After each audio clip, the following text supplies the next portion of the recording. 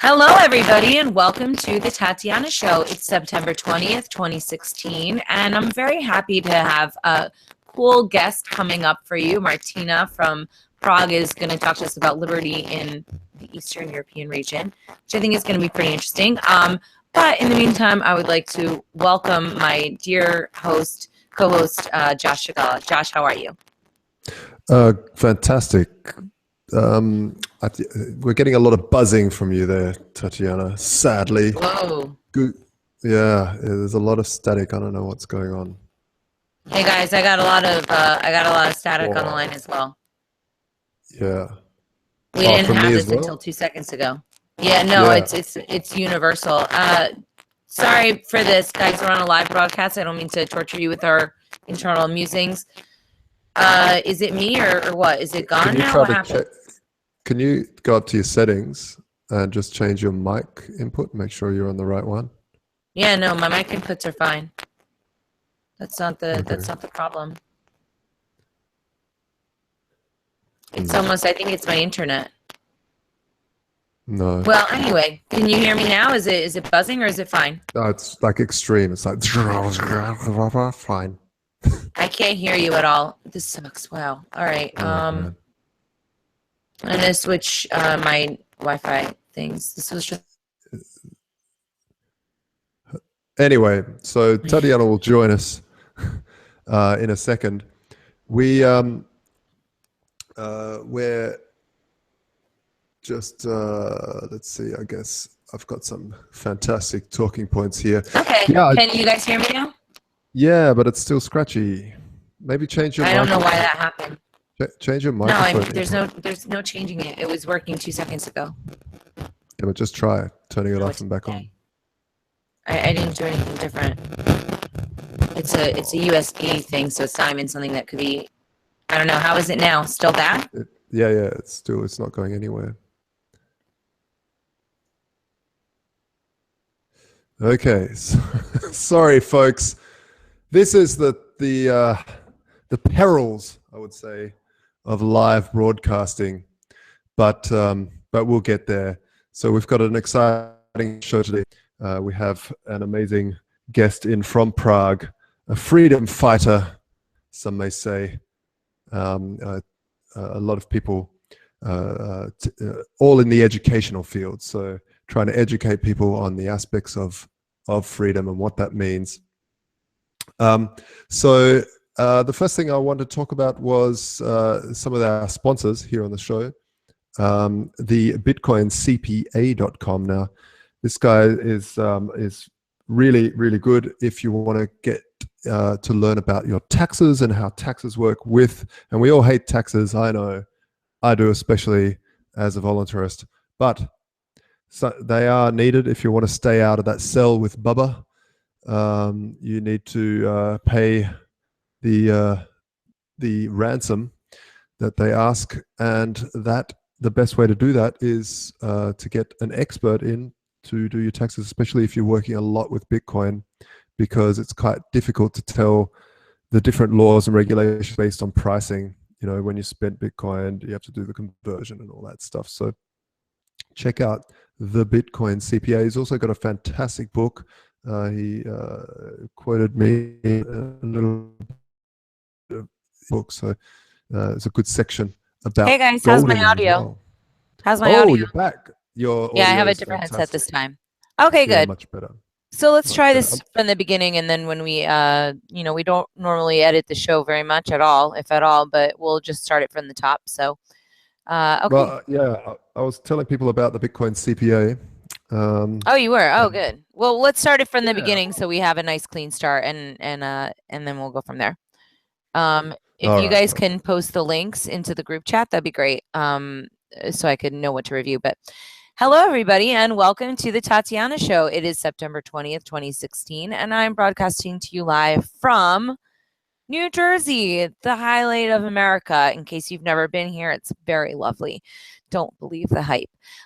Joined today with my co-host Josh from Vaultoro.com, the Bitcoin Gold Exchange, also the man, somebody I love to spend time with. Josh, welcome to the show. Thank you very much, Tatiana. Really, that's a lovely thing to say. Excellent. Yeah, how's things in Jersey? Are you, you know, all I get from this side of the world is Jersey Shore, and I refuse to watch it. So, is that anything to do with? I refuse to tolerate people that believe that all of New Jersey is the Jersey Shore. Come on, guys, have a little bit of sense. I'm just trolling you. I'm just kidding. I'm just. Please don't troll me about New Jersey. I am very proud of my heritage, although I'm more Polish than anything. You know, about being Polish, we're having our guest today. We're going to bring on in just a few minutes, Martina. And Martina comes from Prague. So I was actually there last year with Lynn Ulbricht for Parapolis, which is this really cool event that they have. They have this hacker center. Prague is a really fantastic city. The Institute for Crypto Anarchy, it's just the best place ever. You can't pay anything in cash. You have to use Bitcoin. And there's a whole cafe. You can't spend any money like fiat money. You can only spend real money, asset-based, bearer asset-based money, which is Bitcoin, which is fantastic. You go, they've got an ATM at the front in case you don't have any Bitcoin. You put it in, get your Bitcoin, and then pay for everything else in there. And they've got 3D printers. It's such a cool place, isn't it? Yeah, it's a really fantastic space. I hope maybe I could make it next year. But this year there's a lot of events and different things coming up. So I wanted to make sure that people know about all the upcoming events that I think are cool because I'm going to be at them. But anyway, I know there's a lot of choices for different cryptocurrency conventions. So my touring schedule is, if you're in New York and you want to come to a really cheap cryptocurrency convention, it's like $10 for the cryptocurrency pub convention, which is October 8th, which is Saturday. And it's basically from noon onward until 6 o'clock or something, and all different speakers, but people will basically literally be drinking beer and talking about crypto. So it's like almost getting to the after party, but making that the actual party, which I think is really great. I'm going to do that really early at like 1 o'clock. I should be going on. And then right after that, I'm flying off to the Contra Krugman cruise, which is Bob Murphy and Tom Woods. They're hosting it. We're going for a week from Galveston, Texas. Yeah, it's going to be good. We're going to Honduras and 2 cities in Mexico. The beautiful Dr. Stephanie Murphy from Sex and Science Hour and Let's Talk Bitcoin, one of the podcasts also here on the LTB network. We broadcast over multiple networks. So Stephanie Murphy will be there. We'll probably do some cool podcasts while we're out on the ocean. And then when I get back, it'll be Austin, Texas. I have a gig in Austin. And then I'm talking with Zhao Tong right now about going to the Crypto Cannabis Convention in Denver, October 20th and 21st or whatever that weekend is. I don't know 100% if I'm going to go, but the guys worked out a place, so I'll probably maybe make a little sneak appearance. I'll be promoting the new album, so that'll be a good time. And then there is the world part of the tour where I'm going to be going down to the Latin American Bitcoin Conference. People should totally come to that. It's one of my absolute favorite conferences of the year. Argentina's wicked cheap. Yes, it's far. Yes, your ticket is going to be not that cheap either. Like a flight from New York is around $1,000 or something like that right now. But yeah, but you know what? I mean, some of these things you could write off as a business expense, and there's a really great cultural aspect to this. So a lot of people turn it into a vacation. And if you want a vacation anywhere, you know, I've been to a lot of different places in the world. Buenos Aires is one of my absolute favorite cities in the world. So awesome and so cheap there. So I don't know. Then I'm coming to Europe, and hopefully I'll run into Martina there. But there's the Amsterdam Steam Fest, which just got announced November 11th weekend. So hopefully Josh will be joining me there. Tomorrow we're going to be doing a special episode of the Tatiana Show where we're talking with Ned Scott and Dan Larimer. We've also got Brian Sovereign to sort of ask some of the harder questions. Ryan Singer from Blockchain Health is going to be joining us. So I think it's going to be a really interesting debate. I know Steemit is a little controversial, but what won't be controversial is the awesome killer party in Amsterdam. So Josh is going to join me there. And and then I'm booking dates in London, Berlin, and Warsaw as well. So there's a lot of action going on. Hopefully I can run into some people in Europe or one of these wonderful events. So we're going to bring on our next guest, but before we do, really quick, I wanted to thank our sponsors, the Bitcoin CPA. If you need tax assistance, Kirk will help you. He will make your life easier. He has taken me from a puddle of tears into a smiling joyful person that's getting a refund, I think, hopefully, fingers crossed. And also Crypto Compare is a very kind sponsor. And of course, go to freeross.org, big supporter. And that's the news of the stuff. But now we're going to bring on Martina. Do you have anything to tell us before we bring her on? No, let's just bring her on. All right, Martina, bring it on. Woo! Bring it on. Martina Bacikova, I tried my best. But can you tell us a little bit about yourself, and welcome to the show today. Hey, thank you, Tatiana, for welcoming. Actually, I'm a little bit nervous, and I'm so glad to be there. And about myself, I'm Martina Bacikova. I'm from Prague, where is the parallel polis, the Institute of Crypto Anarchy is. So it's a very nice place to be. I'm part of the Students for Liberty movement, and also I'm founding a new institute for economic education here in Prague. Actually, today it was a kind of messy stuff with government, because I was like needed to found this institute, but there are very much stuff to do, stuff to communicate to government if you want to found that institute. So now I'm done, and I'm so happy about that. That's excellent. How did you get into all this stuff? What kind of inspired you? Because you're obviously involved in a lot of Liberty stuff, and that kind of goes hand in hand with Bitcoin. But what made you interested in this? Actually, I think the first point when I started to be interested in Liberty was when I started to be interested in economics. So I got to Liberty through economics principles. And the first book I read when I was at high school was from the Czech professor Robert Holman. And it's a very similar book, for example, from Mr. Mankiv, the classical book which teach people about economic principles. So that was how I got to the first point, how I got to the libertarian economic thoughts. But after that, I was like very interested. I read many books, many articles, but I was cool, wondering about economic ideas, and I had actually no one to talk about it, because of everything else. And I was like into economics, I was into ideas of liberty and stuff like that. So it was kind of like these 2 years when I was alone at high schools, without any community, without any friends to talk about economics. It's like, it was like a very difficult period of my life from that point of view. So after that, I joined Students for Liberty after I was at Czech Mises Institute summer school, and that's my life in the community started. And now, once I joined Students for Liberty, I'm finding my own institute for economic education. Excellent. So, do you think that have you been to the European version? Because there's the ISFLC event in February. I've actually gone several years in a row now. And performed as well. So have you been to the European one? How long have you been involved with Students for Liberty?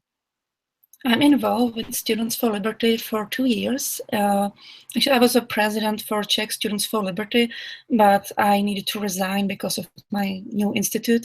And I was, of course, I was at European Students for Liberty conference. First time it was in Berlin, and for the second time it was in Prague, in my city. So of course I was there. I helped with organizing. This year I also visited the International Students for Liberty in Washington DC, in your state. So yeah, that's it. Cool. Josh, do you have any questions? I feel like you want to jump in. I think you're on mute though. Sorry, mute. Yeah, I'm surprised that you found liberty through economics and not economics through liberty, because a lot of people, they love freedom, they love the concept because that's an easy concept to grasp, of being free. But a lot of people don't really understand economic theory, and so of different forms, because economic theory is a wide string. It's almost an art form and not a science, because there's so many different theories, and yeah, I know exactly what you mean of feeling a little bit alone with people to talk to. And that's the wonderful thing about the internet, is being able to connect to people that are interested in certain aspects. Especially, some people would find reading a book on economic theory so boring that they need to, put some toothpicks to keep their eyes open. But some people like ourselves will read it really excited and think, wow, that's amazing. It all makes sense. And you sort of start tying together concepts. Yeah, that was me. Right. And so it's really nice to hear that first you started down the road of economics, because economics has so much to do with everything in life. And most people don't understand that, and that's, I feel, it has a lot to do because of the schooling system. The schooling system generally doesn't go very much into economics at all. Yeah, that's exactly my opinion. I mean, that's actually the reason when I'm founding this institute, because we are focused on high school students, because I think that the schooling system is very bad, and especially from the point of view of teaching economics. It's like, I'm not sure about the situation in the in Prague. There was a guy from the US, and he was all involved with the institute, which teach people how to teach economics, teach teachers how to teach economics. And so I think it's needed too. But in the Czech Republic, its situation is very bad, as you described. And the problem is that economic knowledge it's not about like people to know how to decide in their lives whether to take a mortgage or not, which economic crisis and financial crisis happens, or why not. It's also about, because these people, they vote for politicians, and this economic influence on politicians is huge. And if people don't understand about the topic, there are now discussion about raising a minimum wage, and that's the topic which is no economist would agree to raise minimum wage, because economics see something like the broken window from Bastiat, Right. where when you raise minimum wage, you just like, it's bad for almost everyone. It's not only bad for employers. It's bad also from the lower income employees, which could be fired because their productivity of work is not as high as employer could pay to them. So that's the problem we want to solve by the institute. Yeah, I find also. Yeah, sorry, Tatiana had something to say. No, go ahead. I have some comments, but go ahead, Josh. A lot of people want to raise minimum wage because they feel that, well, of course, we need to be paid. We need to be able to eat. If you do a fair day's work, you need to be able to go home and feed your kids. But a lot of, I think, this is typical of people that haven't really studied economics. They look at what's easy to poke at. I'm not getting paid enough. That's the answer, is pay me more. But they rarely look at, well, how's money created? Why is everything becoming more expensive? Where's the inflation coming from? What does that mean for us all? And when I get paid more, doesn't that mean that everything goes up in price to deal with the new money that I'm having to get paid? And so then it's just this constant race of everything going up in price as well. So it backs up this concept of not hyperinflation, but inflation. It keeps adding to that pressure. Yeah, exactly. Actually, I can know a story about, because I talked to my grandmother about this, like, inflation and stuff. Almost not possible to explain, because she tells me, hey, Martina, it's horrible. Everything is by far more expensive than when I was young. You could buy beer for 2 Czech crowns, which is like 0 something, zero maybe dollar, for 2 Czech crowns, and now you buy beer for 40 Czech crowns.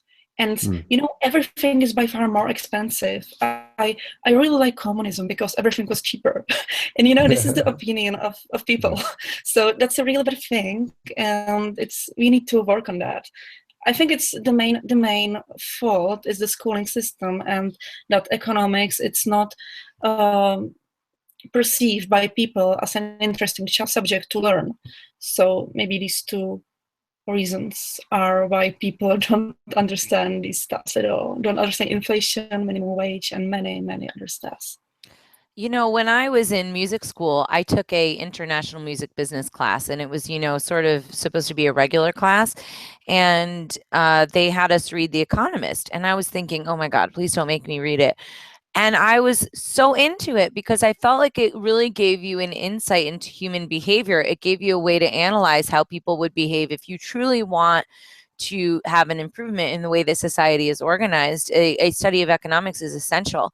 And I was really surprised to find myself as interested.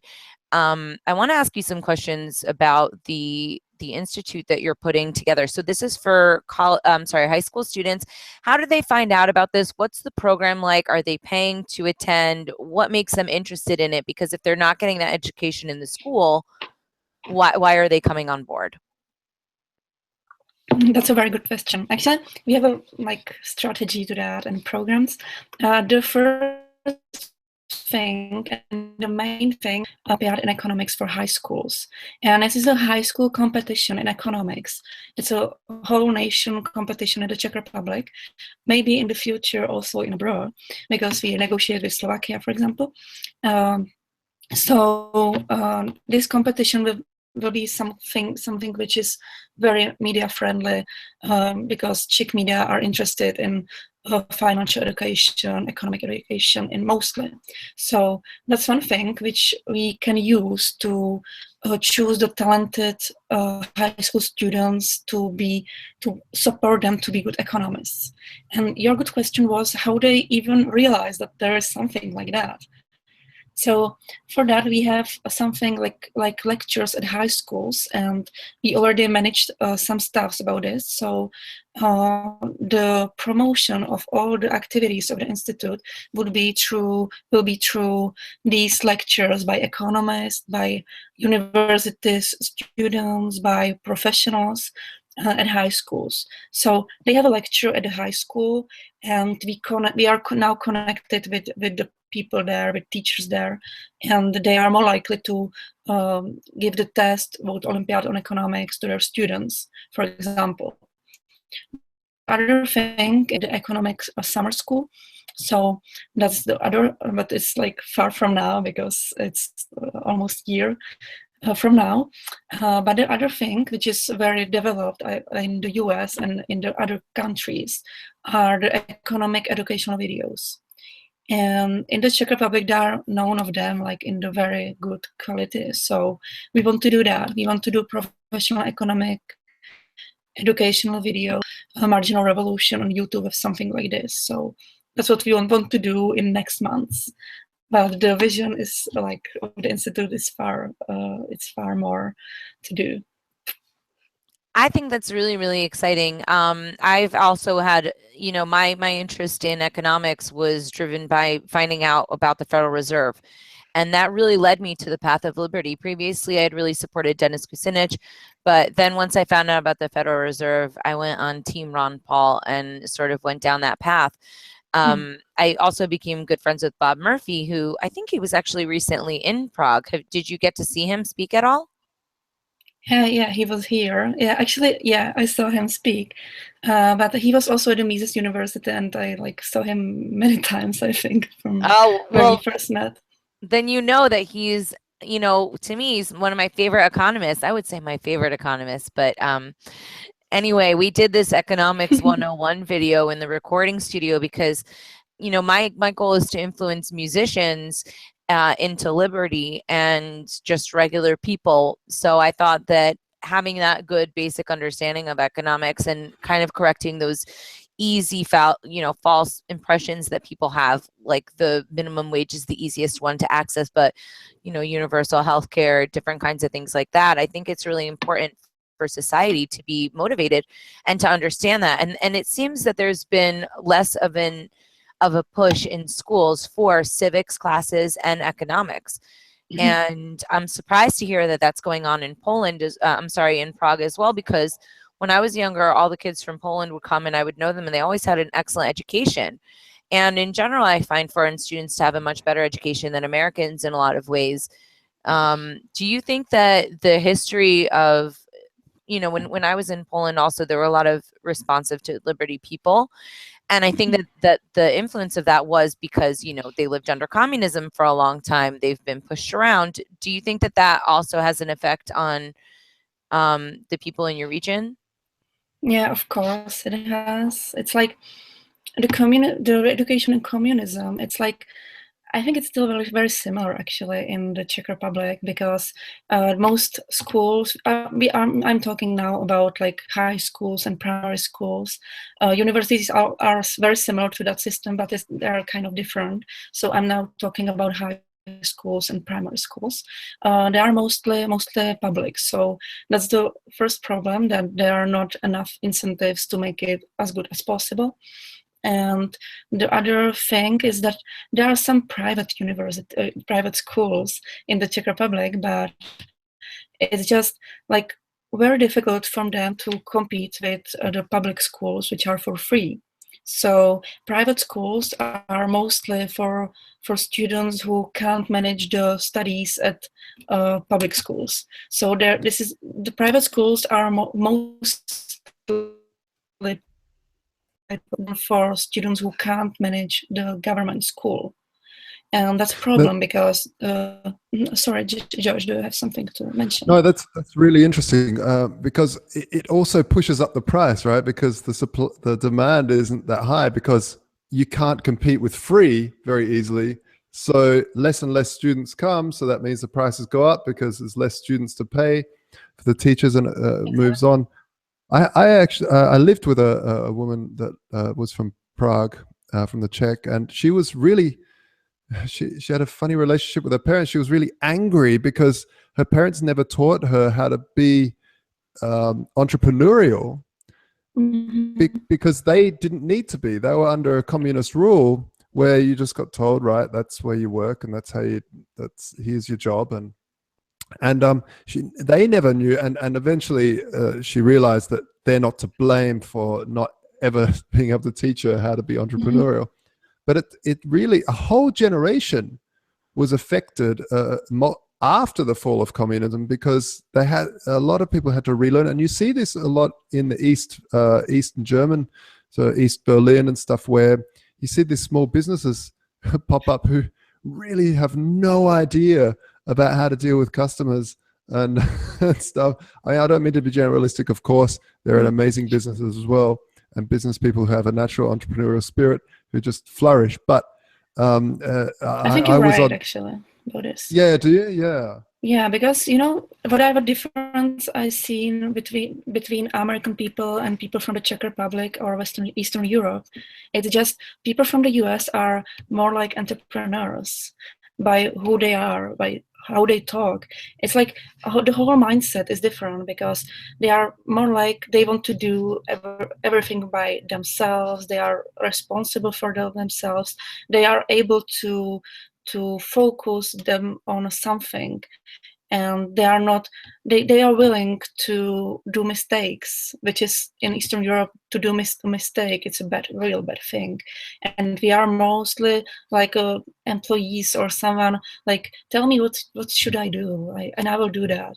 And that's a little bit sad thing, because I mean, I know very many entrepreneurs in Prague, and are my friends, but most people, I mean, the mindset of the society is that entrepreneurs, it's very risky to be entrepreneur, and like to do a mistake, and entrepreneurs like can do a mistake all the time. So people from the Czech Republic, they are not willing to dedicate themselves to some kind of risky business, and they are most happy to be employed in a safe employment and have their salary.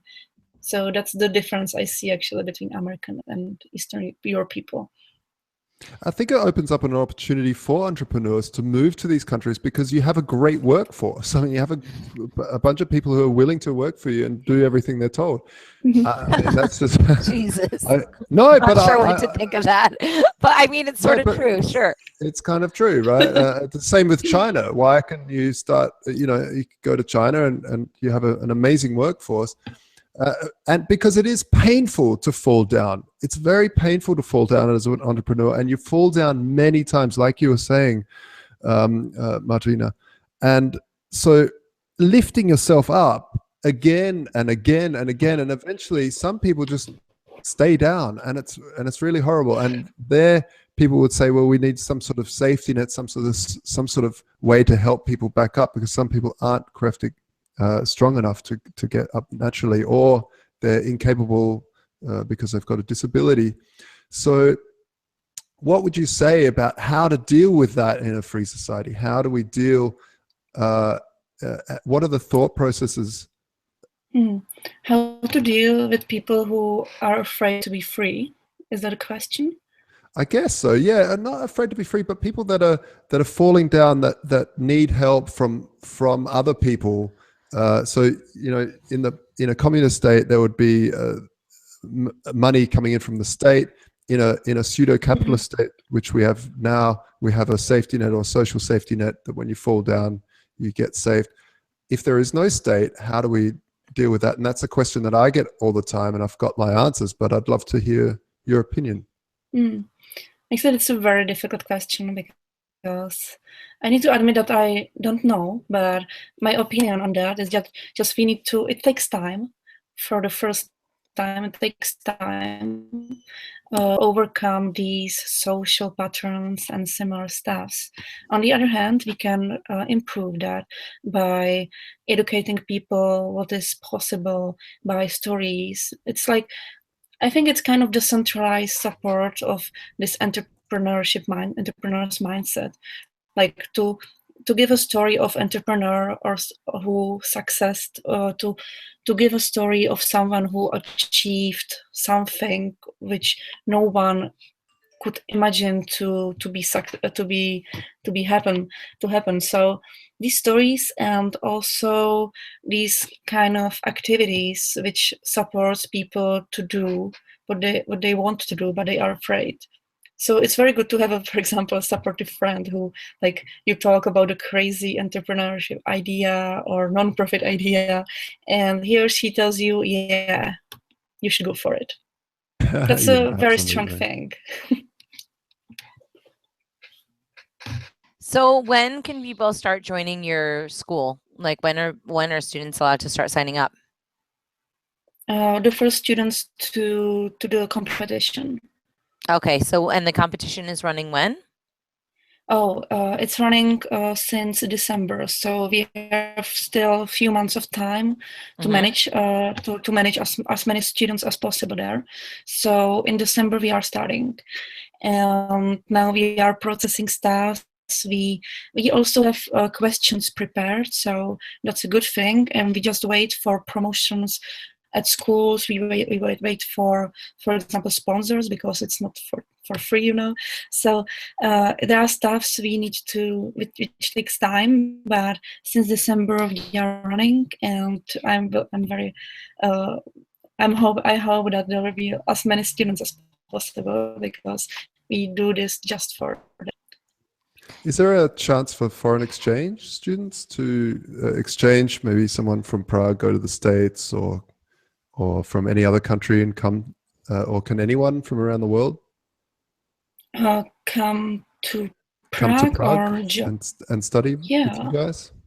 Yeah, it's possible. We have plenty of universities there, and I mean,